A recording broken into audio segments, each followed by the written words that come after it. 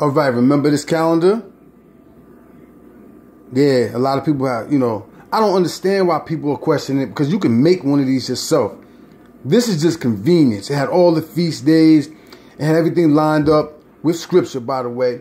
As a matter of fact, let's just go there real quick to show you how it lines up with scripture.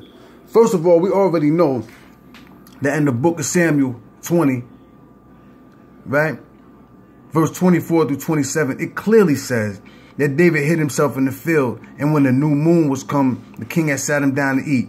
And on the 27th, in the 27th verse, it says, and it came to pass on the morrow, which was the second day of the month.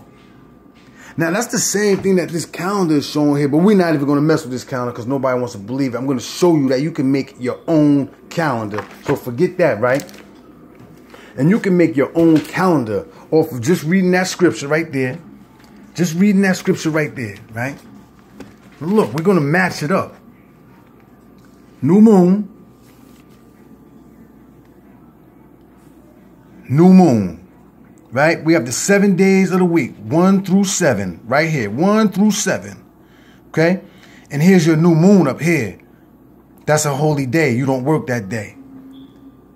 Verse 27 says, and it came to pass on the morrow, which was the second day of the month. This is simple.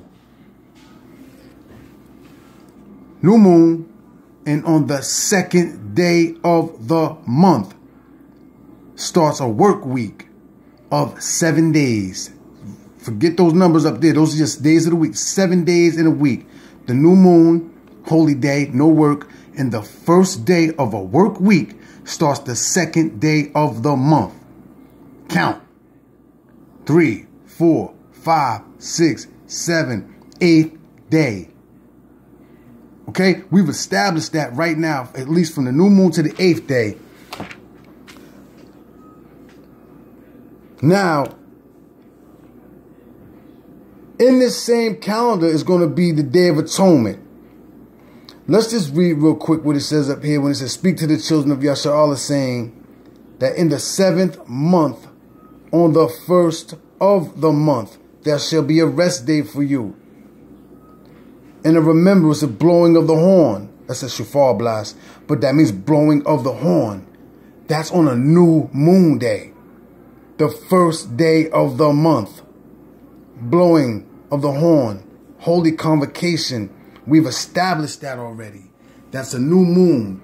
Blowing of the horn in the 2nd day of the month here. And it goes to an 8th day. But then let's go down here real quick.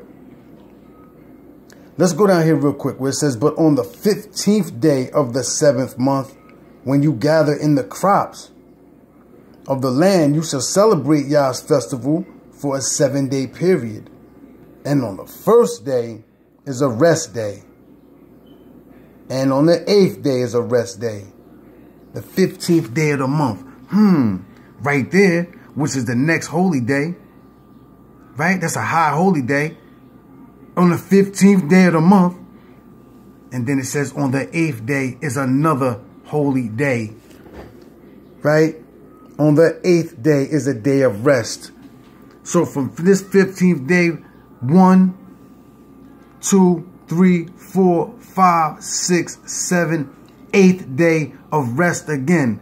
We've established already through here that these are Sabbath days and days to be kept holy.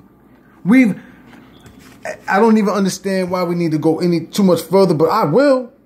It's not a problem. I mean, it says it in scripture if you want to be specific. You just have to have eyes to see and ears to hear. That's all it is. These jewels are laid all over the beach. You just walking past them. You don't have to go deep sea diving for these treasures, really. A lot of things, the proverbs and the allegories of this esoteric culture, yes. But sometimes he just scatters these gems right there for you to pick them up. And a lot of brothers are not picking these up. And you're teaching your family members and your friends and your congregation false teachings. And if you're not listening to, another way of knowledge and looking at these scriptures, then you're just not hearkening to the wisdom of the Torah. You're not. That's just an actual fact, man. Because this is right here in front of your eyes that you can clearly make a calendar yourself. I just made this one. I made one up here, rough draft, and just seeing if it, and it does, just to see if it came in, and it does. It all adds up. It adds up to scripture.